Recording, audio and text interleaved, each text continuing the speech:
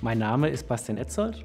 Ich bin 44 Jahre alt und Professor für Power-to-X-Technologien. Es geht darum, die chemische Industrie nachhaltig und unabhängig von fossilen Rohstoffen zu machen.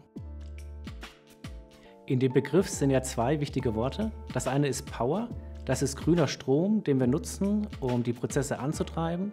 Und das zweite sind X, eine Vielzahl an Chemikalien, die wir so herstellen wollen und die wir im täglichen Leben brauchen. Wie zum Beispiel die Zahnpasta am Morgen oder die Windeln. Ich habe selber kleine Kinder zu Hause. Oder auch das Handy ist aus vielen Komponenten aufgebaut, die die chemische Industrie herstellt. Also Chemie ist etwas, was uns jeden Tag umgibt, was in unserem Körper stattfindet, um uns herum, im Wetter stattfindet.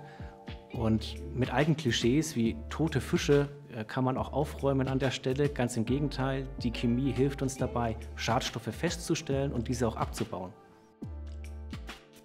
Mich hat das schon seit der Kindheit immer fasziniert und gepackt. Hatte auch so einen Chemiebaukasten und auf einmal sehen Sie, wie sich eine Farbe ändert oder was wird warm oder fängt an zu dampfen. Das war immer super spannend. Und später habe ich dann gemerkt, dass man das ja wirklich super einsetzen kann, um was für die Umwelt zu tun. Also Chemie kommt ja, oder vor Chemie gab es die Alchemie und in der Alchemie hat man doch versucht, aus Blei Gold zu machen.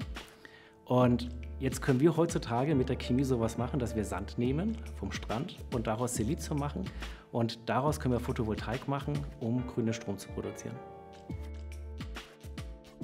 Die HTA ist ein Boost für meine Forschung, beschleunigt diese wirklich ungemein.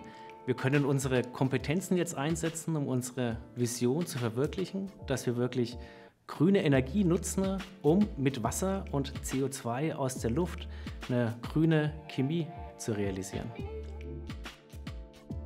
Ich stelle mir die Zukunft sehr schön vor, ich bin da sehr optimistisch, ich freue mich darauf. Danke. Eins habe ich aber noch vergessen, wir haben viel über Chemie gesprochen. Die Moleküle, die wir herstellen, die speichern viel Energie und das brauchen wir, um die Energie vom Sommer im Winter zu speichern, dass es da auch schön warm bleibt. Und jetzt tschüss.